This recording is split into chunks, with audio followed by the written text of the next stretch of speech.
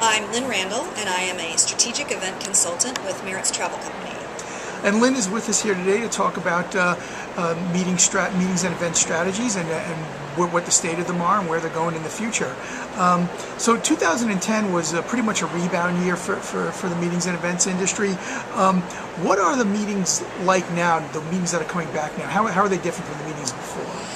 There are a couple of trends that we're seeing as the meetings industry starts to its resurgence. I think that meetings are often shorter than they used to be, so abbreviated in time.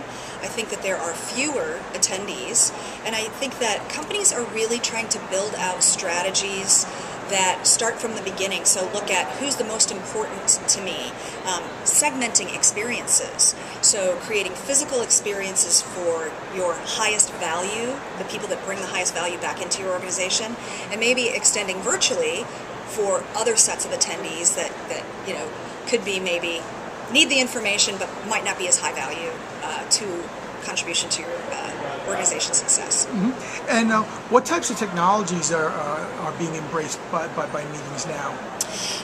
It's very interesting. Our industry as a whole was sort of frightened by this virtual event technology, and we're now coming around to people saying, I'm ready to take the first step. What is that first step? There's a lot more usage of WebEx, GoToMeetings, the Microsoft I think has like Live Meeting, those sorts of web collaboration tools to share in smaller groups. There's more streaming, live streaming of video, maybe a general session or something that your CEO needs to get out to your channel, distribution channel, etc. So webcasting.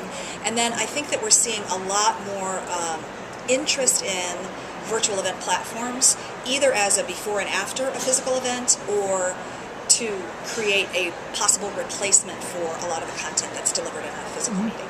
And what are some of the benefits of using this technology to extend the event either before or after? Well, for one, I think I hear this a lot actually from a lot of our clients and people in the industry that the registration process has become kind of boring, tiresome, etc. So what's the next step?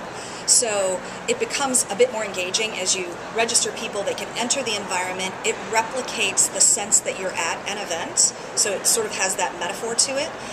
The communication becomes more dynamic.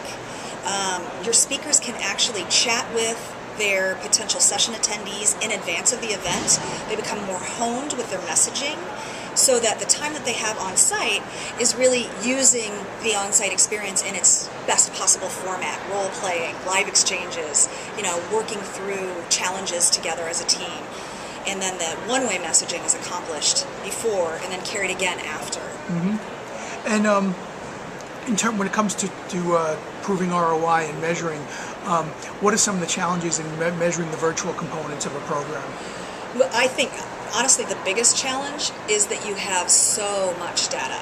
So in measuring it, most organizations will look at all that data and then start to say, oh, how can I make sense of this piece of it without having done the first step, which is figure out why this event contributes to your organization's success, and then look for the measurement pieces, the data, build your surveys even in the virtual environments, watch the behaviors in the virtual environments that map to the pieces that help your organization become more successful.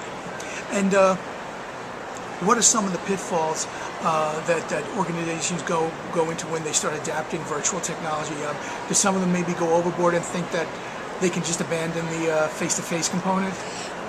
There is a tendency of organizations to feel that the virtual component will completely replace what happens at a physical face-to-face exchange, which is a fallacy. There are just certain things that can only be accomplished when you're physically face-to-face. I've also heard a lot of the stakeholders, meeting owners, will say, well, we're going to take this virtual because it's free. And there's always a cost associated with it. There's a cost for the platform, and there's a cost to actually deliver the experience in a way that is compelling to your attendees. So you have to pull it together and build that strategy for the experience. The other pitfall that we see very frequently is people feel that it's going to be much easier. And really, it's more complex.